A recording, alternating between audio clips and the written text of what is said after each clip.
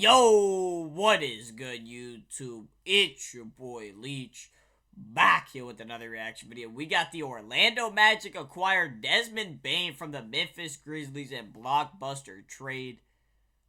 Let's see what the Grizzlies got back in exchange for Desmond Bane. A crazy trade. The NBA offseason is officially here, and yeah, let's get right into it. We've got breaking news out of the NBA where the Orlando Magic acquired Desmond Bane from Grizzlies in a Cole Anthony, trade. That's according to KCP, ESPN. and four first-round picks and first-round pick swap. Caldwell Pope, Cole Anthony, 4 unprotected first. I don't know about this, bro. 4 first-round picks to the Grizzlies for Bane? That's more first-round picks than the for Luka, that Luka trade, bro. I think there's maybe 1 first-round pick in that, or 2. Yeah, 4 first-rounders headed to Memphis, and they get KCP, Cole Anthony, and 3 unprotected first-round picks. Wow. Yeah, I don't know about this one. The Magic do get a good player, Desmond Bane. He's a really good player, but did they give up too much, though? First-round picks and a first-round swap. As you take a look at Caldwell Pope this past season was horrible. Details. Cole Anthony was alright. Spent the first 5 years of his career in Memphis, averaging just over 19 points, 6 rebounds, and 3 assists per game. Like so he'll now join a Magic team that's looking to make its way back to the conference finals for the first time since 2010. For much more on this blockbuster deal and trade, let's go ahead and welcome in Tim Doyle and John Gonzalez for more. Gentlemen, great to see you. Initial reaction to this seems like a lot.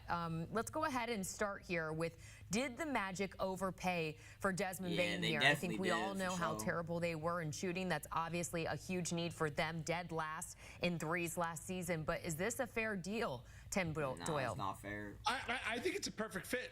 John, I'm interested to hear what you have to say. It's a good fit. He's in the prime of his career, which I always like. I don't love paying guys that are 32, 33. He's 26 years old as of this trade, so he's still hitting the prime of his career. But Jordan, you said it best.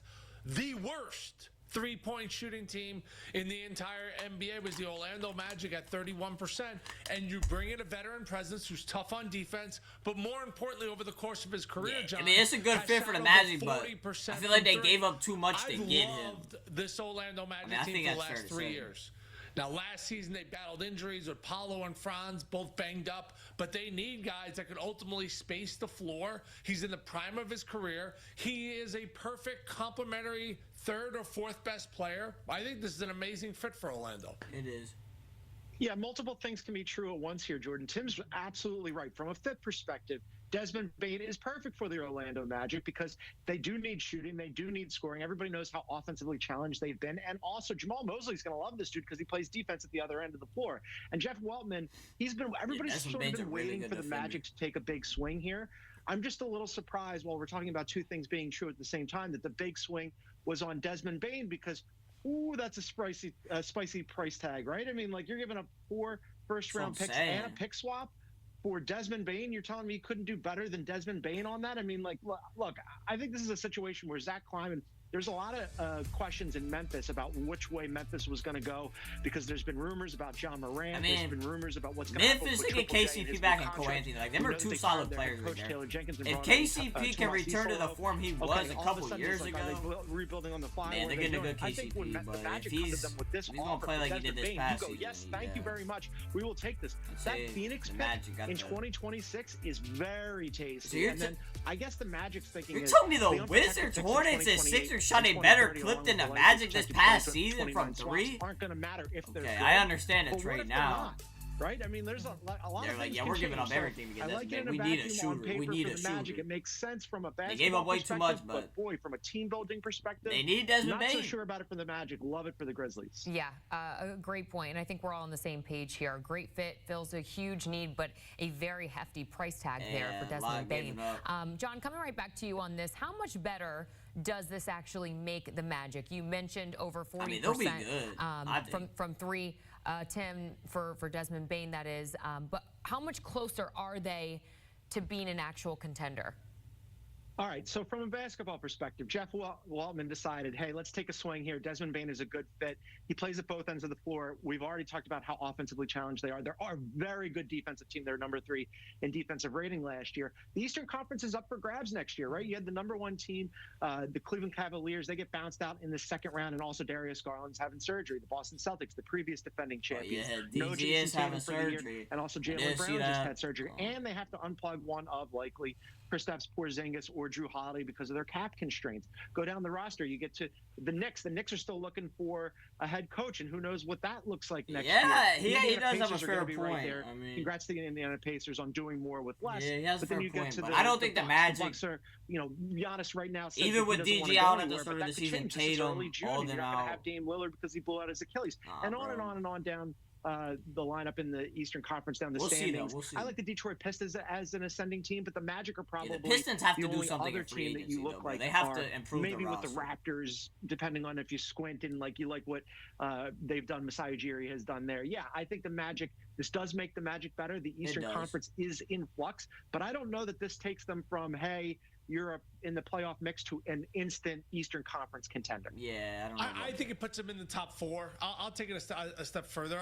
I do. I think that they were really close heading into last year, and then last year just a ton of injuries. Remember 2 years ago, they took Cleveland to an amazing 7-game series, and what did the Cavs do last year? The best record in the Eastern Conference. Unfortunately, they had injuries in the postseason. That's what the Magic had in the regular season. Yeah. To John's point, I think injuries is totally up for grabs. In the game. So, if you're a Magic fan, it sucks, Jordan, but you have 2 superstars, young superstars, stars, whatever you want to call them. I mean, yeah, the Magic are top 4 team, I would say. In Paolo Banchero and Franz Wagner. If you're a Magic fan, you're going to love this. They're trying at least. They're bringing Desmond Bane, the prime of his career. The guys they traded, like Cole Anthony, I know a lot of Magic fans like Cole Anthony, but he's not that good. KCP, he played like a bum for y'all, bro. So y'all don't care about that. You do care about the 4 first-round picks you gave up for Desmond Bane, but look at the percentage, 39% clip. If midway through the season you see the Magic 19 points per game, 32-9,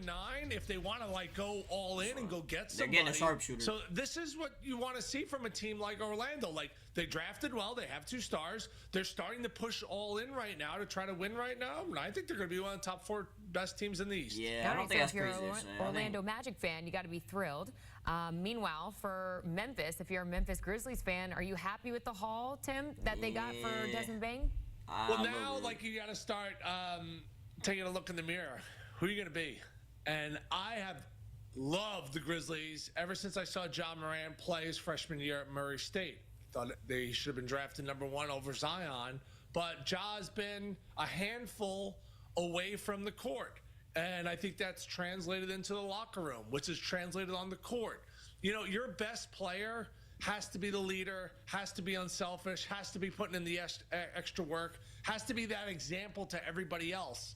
And I think Ja has fallen short in some of those categories. I still think he's an amazing talent, but John, they're definitely at the crossroads. Yeah, there's definitely stuff. If they don't make a splash or make a run next year, maybe they look in the mirror. I don't think it's breaking up now, but it could be breaking up pretty soon.